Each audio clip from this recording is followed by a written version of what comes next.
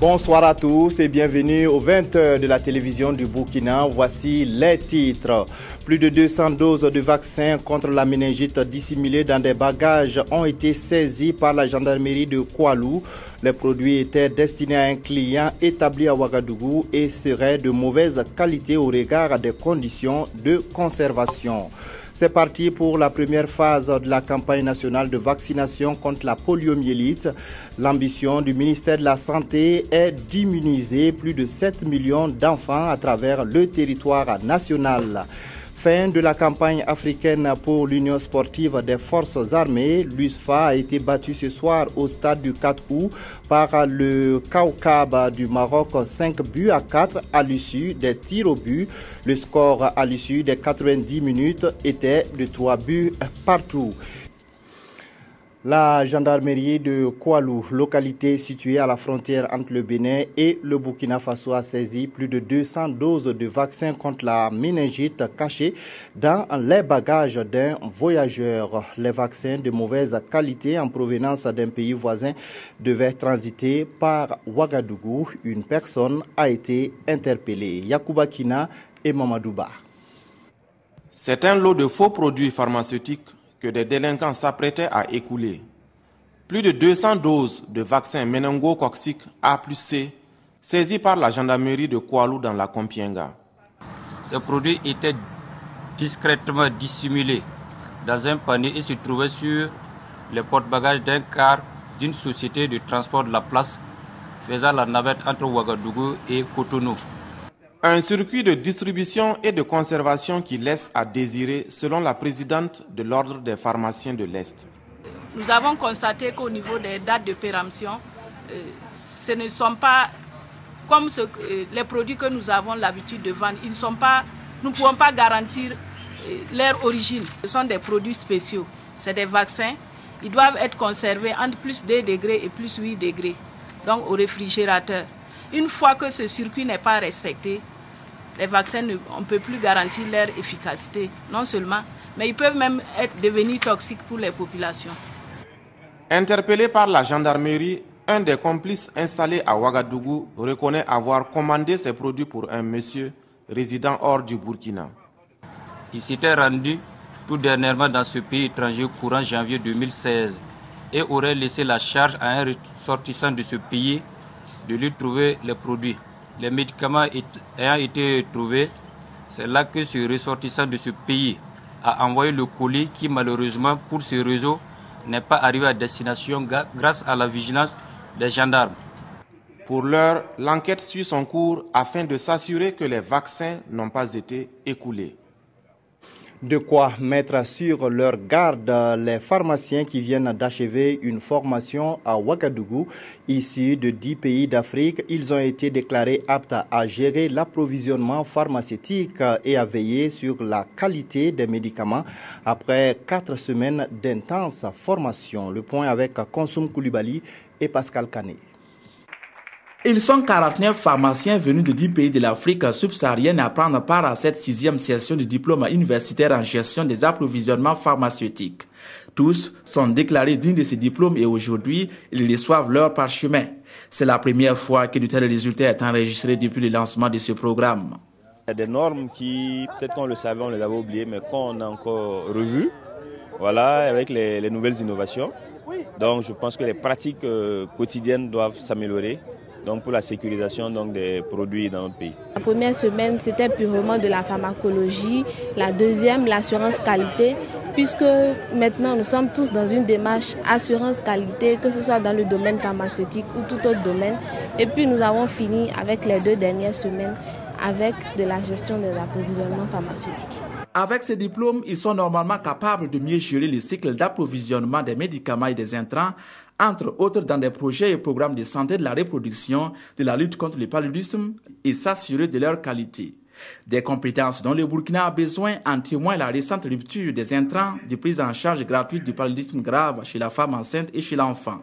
Ces genres de formations permettent justement d'outiller la chaîne, l'ensemble des personnes qui sont chargées de gérer les intrants et les médicaments dans le domaine de la santé, d'être outillés pour anticiper sur ces genres d'événements qui sont souvent fâcheux pour nos concitoyens. De retour sur le terrain, les lauréats promettent de mettre à la disposition des populations du bon médicament au bon prix.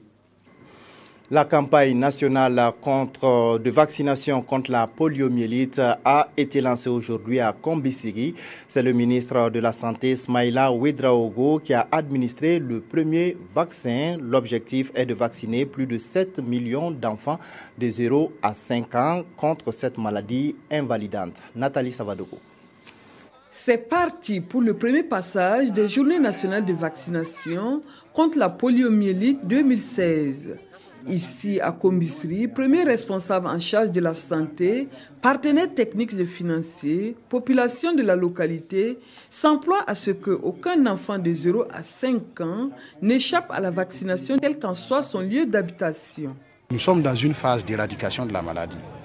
Et dans cette phase d'éradication de la maladie, on ne doit pas échapper. Aucun enfant ne doit échapper à la vaccination. Ici bien au Burkina qu'en dehors des frontières du Burkina. C'est pour cela que cette vaccination se fait de façon conjointe avec les pays amis et voisins du Burkina Faso.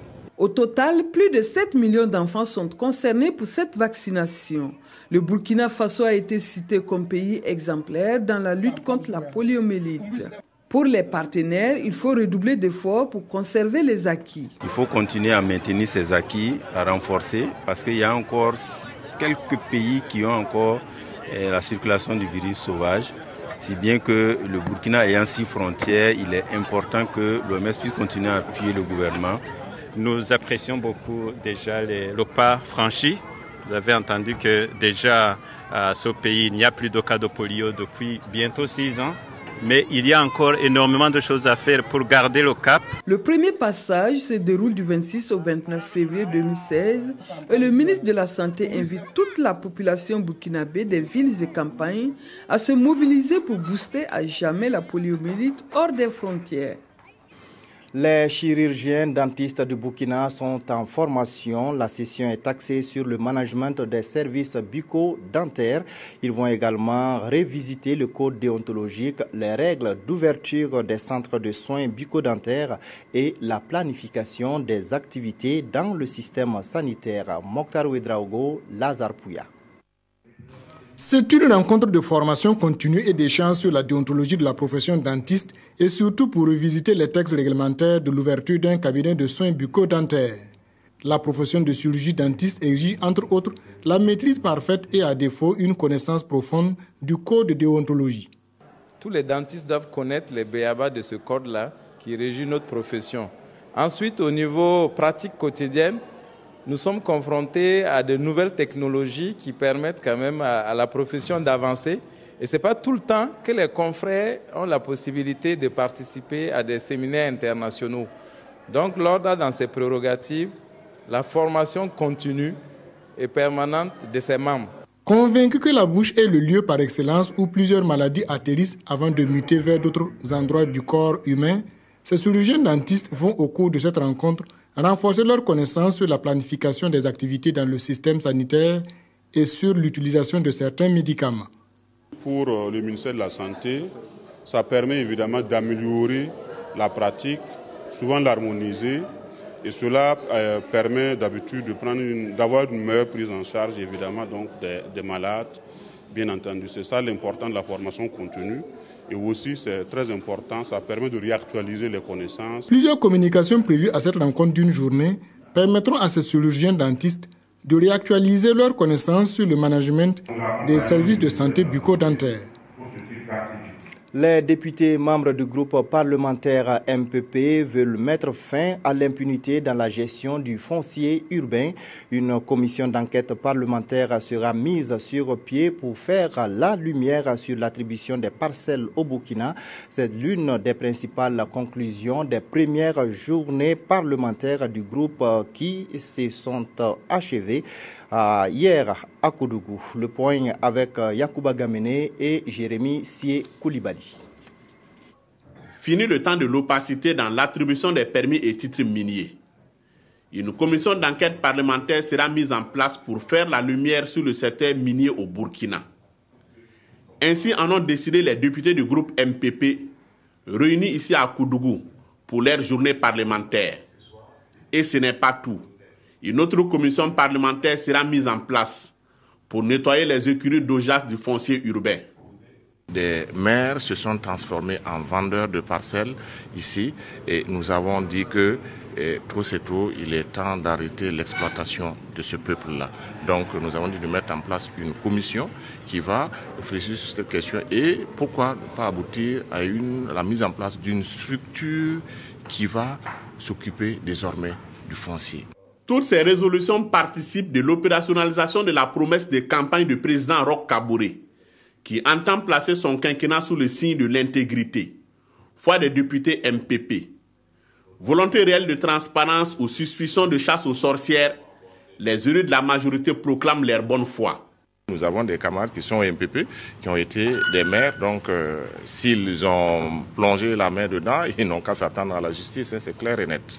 C'est également cette position de tolérance zéro pour les auteurs de malversations foncières qui a été défendue par le ministre Simon Compaoré, communicateur d'un jour, au cours de ces journées parlementaires. Une rencontre à laquelle s'est invité le débat sur les groupes d'autodéfense, connu sous le vocable de Kolgweogo. En tant que législateur, ces groupes d'autodéfense n'ont pas, à notre avis, une base légale. Mais il faut aussi reconnaître que ces structures prêtent main forte aux forces de sécurité dans les recoins du pays. Donc il va falloir trouver la formule pour encadrer judicieusement ces forces d'autodéfense qui sont des supplétifs en fait de nos forces de sécurité aussi. Toute forme d'organisation qui viendra à se mettre en place doit être conforme à la loi et aux démarches que les forces de sécurité indiqueront. Nous n'allons pas créer des bandes armées dans ce pays sans foi ni loi. Là, nous ne l'accepterons pas. Ces journées se sont également soldées par une motion de soutien des députés au président du Faso ainsi qu'à son chef de gouvernement pour la mise en œuvre de son programme quinquennal. Les élus nationaux MPP ont aussi lancé un appel à la tenue d'élections municipales transparentes, apaisées et démocratiques.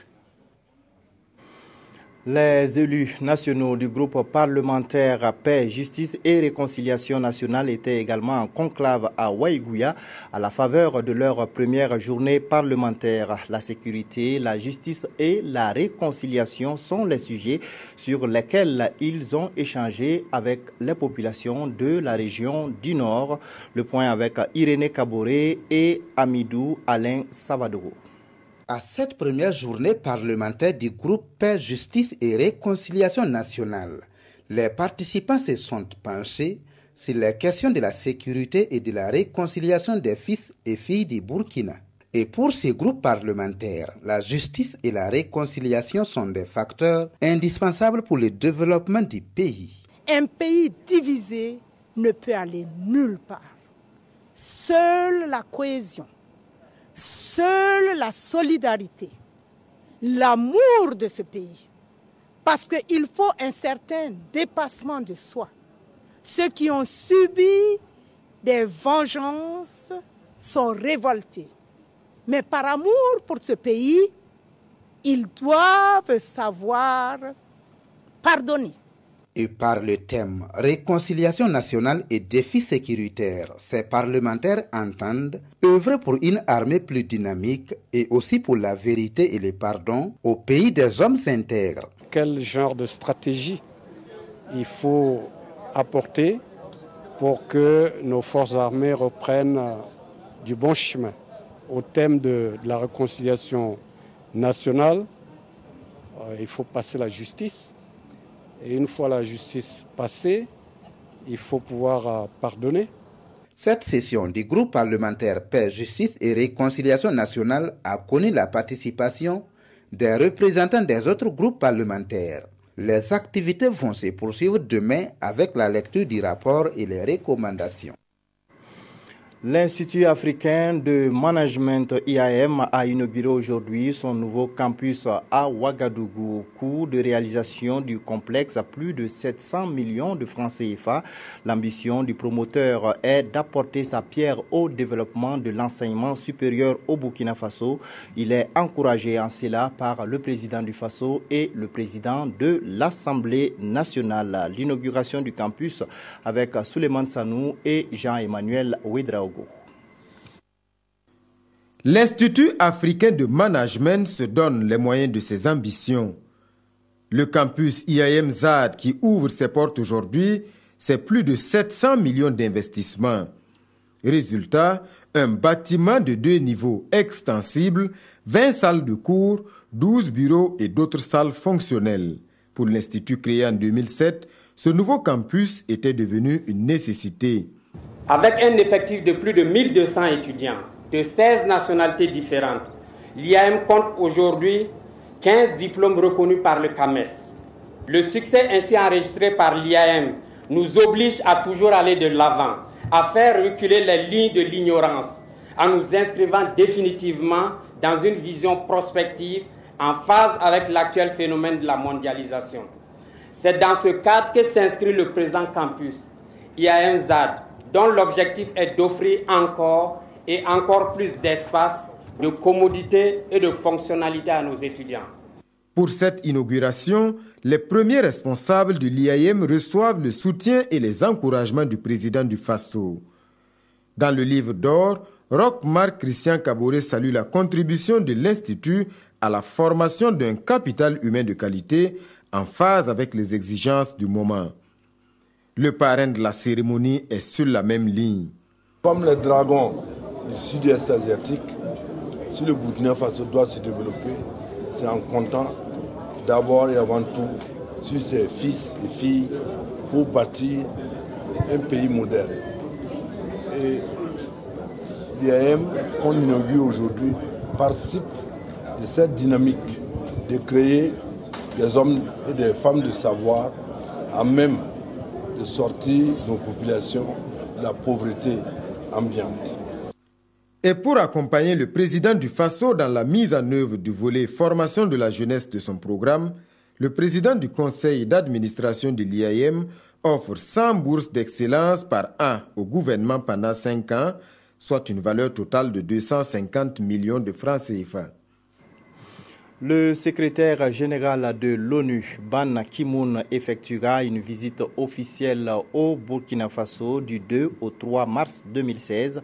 Objectif de cette visite, féliciter le Burkina Faso pour la réussite de la transition politique et pour l'organisation d'élections libres, transparentes et démocratiques.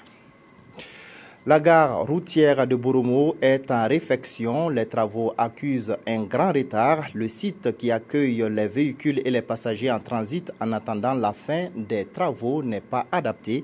Une situation qui crée des désagréments aux commerçants et aux transporteurs. Betty Bienaon, Karim Sissé. Depuis décembre 2015, la gare routière de Boromo a été délocalisée sur ce site. Une délocalisation due à des travaux de réfection de l'ancienne gare. Et ils sont nombreux ceux qui se plaignent des conditions dans lesquelles se trouve cette nouvelle gare routière. La grillade de Boromo, jadis prisée par les passagers, est de nos jours abandonnée. En tant que passager, je vois d'abord l'hygiène environnementale. Voilà, c'est-à-dire le dérangement des fumées, voilà, les odeurs nauséabondes, ça peut souvent causer des maladies. Voilà, tel que cardiovasculaire. Quand ce n'était pas délocalisé, je payais de la viande. Bon.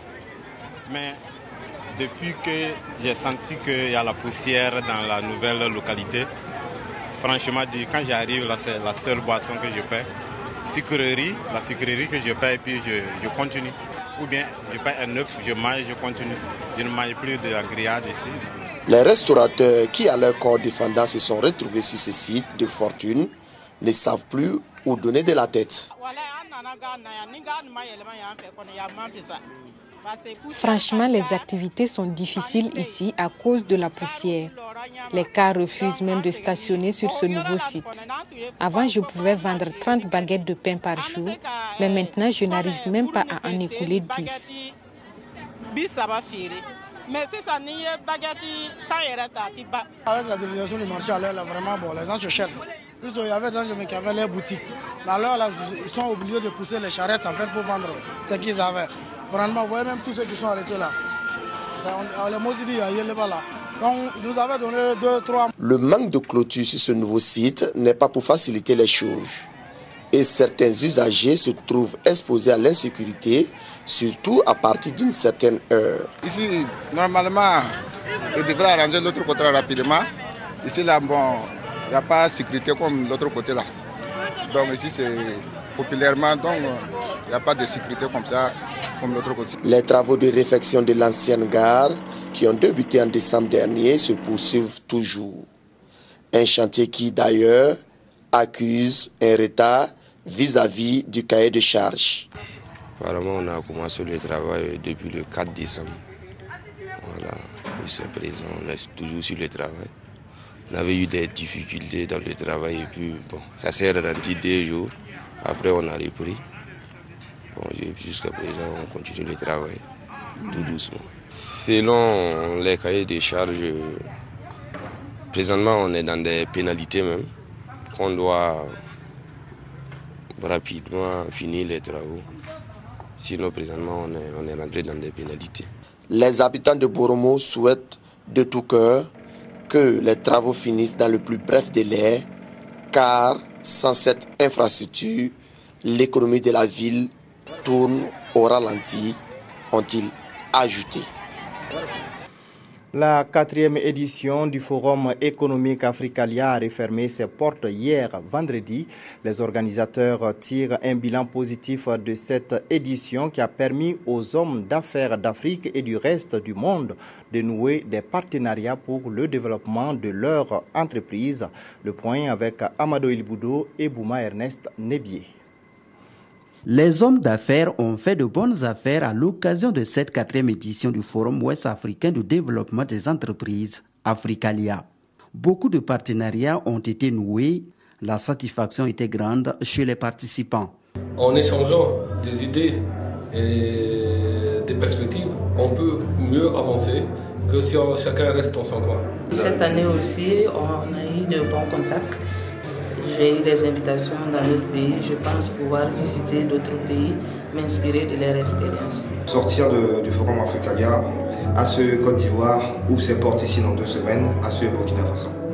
C'est pour vous dire qu'on a eu des opportunités. Pour les organisateurs, le Forum a tenu toutes ses promesses. Que nos objectifs ont été largement atteints. Et durant ces 2 jours, plus de 5000 rendez-vous d'affaires ont été organisés. Et les enquêtes que nous faisons au jour le jour indiquent que 87% de ceux qui ont eu les rencontres B2B s'estiment satisfaits. La Chine, Taïwan, la Tunisie ainsi que la Côte d'Ivoire ont participé massivement à cette 4e édition du Forum Africalia. Des présents leur ont été octroyés à cet effet par les organisateurs au cours de la soirée. Et c'est dans cette ambiance que les hommes d'affaires se sont dit au revoir.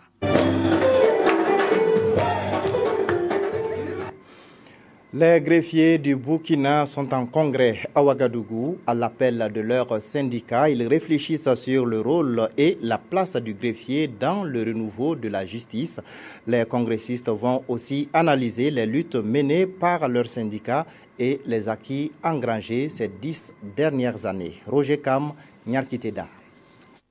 Le congrès se tient au moment où les projecteurs sont braqués sur la justice burkinabé. À ce rendez-vous, les congressistes décident alors de mener la réflexion sur le rôle et la place du greffier dans le renouveau de la justice. C'est un thème d'actualité et avec de nombreuses incompréhensions. À des moments, c'est des faits concrets avec une suite souvent qui ne plaît pas trop à la population. Et déjà, ce thème est une grande contribution déjà au renouveau de la justice. À cette rencontre, les participants venus de toutes les juridictions du pays vont également passer en revue les actions menées et les acquis engrangés entre 2014 et 2016. Nous avons tenu des assemblées générales nationales où tout le monde a été impliqué dans la vie du syndicat et dans la lutte pour l'amélioration des conditions de vie et de travail.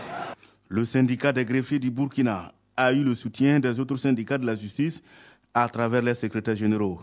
Ils ont tour à tour loué la tenue de ce congrès, un congrès qui va permettre de définir clairement le rôle et la place des greffiers dans le renouveau de la justice. Toute chose, selon les intervenants, va permettre à la justice d'être efficace et crédible. Le projet de renforcement des capacités des acteurs du système de protection des enfants a été lancé ce jeudi à Ouagadougou. Ce projet du Bureau international des droits des enfants vise la promotion et la protection des droits des tout-petits. Kadi Sanoko. Le projet de renforcement des capacités des acteurs du système de protection de l'enfant qui a été lancé au Burkina concerne les policiers, les gendarmes, le personnel de la justice et les travailleurs sociaux.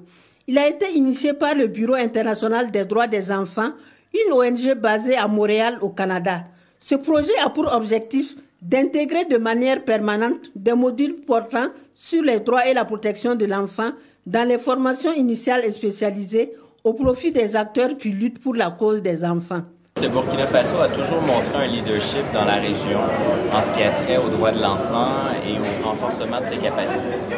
Le projet vise à capitaliser sur ses acquis et d'aller un pas plus loin pour rendre les opportunités de formation structurantes durables et veiller à ce que tous les policiers, tous les gendarmes, tous les travailleurs sociaux et tout le personnel de la justice puissent avoir accès à un enseignement par compétence. Pour le ministre de la Femme, de la Solidarité nationale et de la Famille, ce projet revêt une grande importance. Prévu pour une durée de 5 ans, ce projet sera exécuté en collaboration avec plusieurs ministères, notamment celui de la Femme, de la Solidarité nationale et de la Famille, de la Justice et de l'administration territoriale. La première édition du Crack Tour créateurs et acteurs culturels et touristiques s'est tenue la nuit dernière. Elle a permis de compenser 19 personnes dans plusieurs catégories comme la musique, le cinéma, la restauration et l'art du spectacle. L'objectif des Crack Tours est de valoriser le travail abattu par les acteurs culturels et touristiques. Konsun Koulibaly et Abdul Rasmane Zongo. Une date tournante, un lieu rotatif, un même événement, une même destination, avec un objectif inchangé, l'émulation de l'immense monde de la culture. Voilà résumé ce 26 février, l'édition 1 de la Nuit des Crack Tours, créateurs, acteurs culturels et touristiques. Ainsi, les œuvres, produits et services de label ont eu l'aval des différents jurys dans diverses catégories. 19 personnes sont lauréates et relatent leurs sentiments. Puis si le film il est primé, ça me prouve qu'il faut aller davantage dans le travail. Ce trophée m'honore et en plus, j'ai une reconnaissance particulière aux différents réalisateurs et producteurs. Franchement, on ne s'attendait pas. C'est vraiment une grande surprise et je suis très émue. Soutenu par l'ambassade de France, mais également et surtout au plus haut niveau de l'exécutif burkinabé, cet événementiel mensuel est une initiative propre du ministère de tutelle. L'objectif poursuivi, c'est de faire en sorte qu'il y ait une saine émulation entre créateurs et acteurs culturels, artistiques et touristiques. C'est une tribune de découverte, c'est une tribune de valorisation des créations, c'est une tribune de promotion. La succession des gagnants est déjà ouverte pour la 2e édition en fin mars prochain. L'Union sportive des forces armées est éliminée de la Coupe CAF. L'USFA s'est incliné au tir au but ce soir à Ouagadougou par 5-4.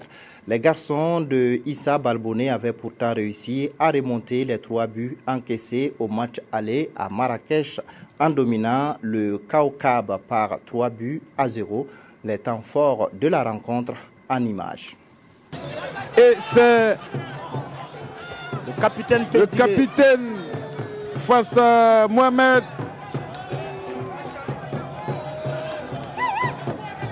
Le coup de sifflet, il prend du temps. Et c'est le but ici, ouverture du score. Ouverture du score ici à la 53e minute. Sa première balle. Voilà, très bien joué. Non, le contrôle de trop. Le deuxième but. Cyril pas, si je ne me trompe. Cyril pas. C'est pas. Oui. Très bien joué. Le Burkinabé. Troisième but.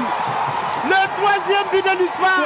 Je crois que les prières de tous les Burkinabés vont faire rater Youssef Ayati. Et c'est le but. C'est fini. Terminé.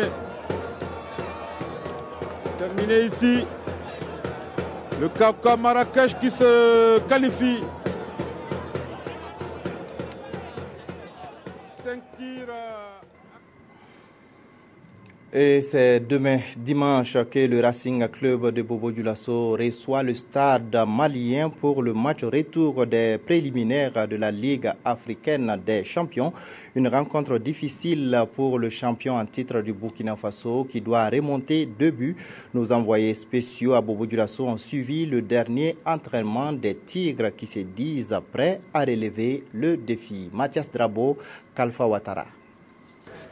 C'est la dernière séance d'entraînement du Racing Club de Bobo-Dioulasso avant le rendez-vous décisif contre le stade malien de Bamako. Il faut s'appliquer car la tâche s'annonce difficile, mais pas impossible.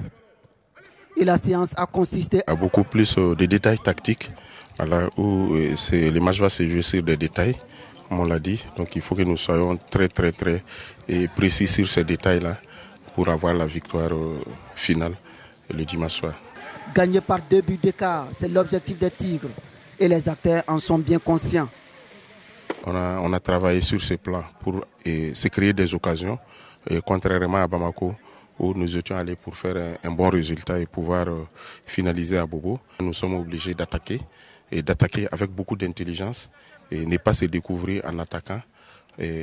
Parce que c'est ça aussi, c'est ce que nous sommes en train de faire. Et je pense que ça commence à être compris et nous espérons que ça va être en place le dimanche. Et nous leur avons parlé, nous leur avons fait comprendre que c'est ça aussi le football. Il y a des jours où on est en disgrâce et il y a des jours où on est en grâce.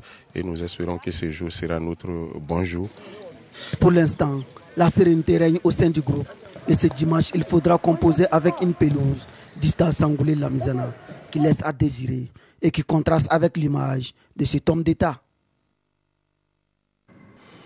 Le débat sur les Kolgouego et la récente visite du Premier ministre français au Burkina Faso sont les sujets abordés dans les colonnes des hebdomadaires.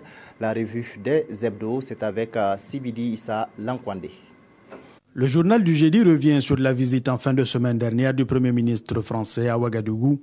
Une visite que le journal satirique qualifie d'ordinaire mais aux enjeux multiples, même si l'Hexagone avait déjà témoigné au Burkina son soutien et sa compassion lors des attaques terroristes du 15 janvier. Cette présence de Manuel Valls se traduit bien le bon état d'esprit du gouvernement français. Mais au-delà de tout, Gigi croit savoir qu'un des enjeux majeurs de cette visite demeure la situation sécuritaire dans la bande sahélo-saharienne, Ouagadougou étant stratégique pour la coopération militaire française. Et dans ce contexte d'expansion du terrorisme, la France ne peut se permettre le retrait de ses troupes du sol burkinabé si elle souhaite pouvoir se déployer rapidement sur le théâtre d'opération dans les pays de la sous-région, pointe Gigi. Cela même si des voix se sont élevées dernièrement pour demander le départ des troupes étrangères. Des prises de position qui inquiètent Paris, poursuit le journal satirique. Alors Valls a voulu se rassurer et s'entendre dire de la bouche des responsables de nos États que l'armée française ne sera pas renvoyée. Et finalement, le militaire a pris le pas sur l'économique et le social, quoiqu'un accord de 9 millions d'euros ait été signé pour soutenir le secteur éducatif burkinabé. Et l'on reparle des Kolgouego avec cette question du dromadaire. Ces groupes d'autodéfense sont-ils un mal nécessaire? Dans le Ganzourgou, à Sapuy, dans le Ziro ou dans d'autres contrées, les actions des Kolgouego ont permis de lutter contre l'insécurité et autres braquages, affirme le journal. Le hic se trouve dans les méthodes utilisées par ces groupes pour parvenir à ces résultats. Dans le débat pour ou contre les Kolgouego, certaines personnes ne s'aligneront que pour leur maintien. Les forces de sécurité semblent avoir démissionné et les populations contraintes de s'organiser contre les bandits. À l'État donc de lutter efficacement contre le grand banditisme et le Kolgouego disparaîtra de lui-même, conclut Gigi. La fin de cette édition. Merci de nous avoir suivis. Passez d'excellents moments en compagnie de nos programmes.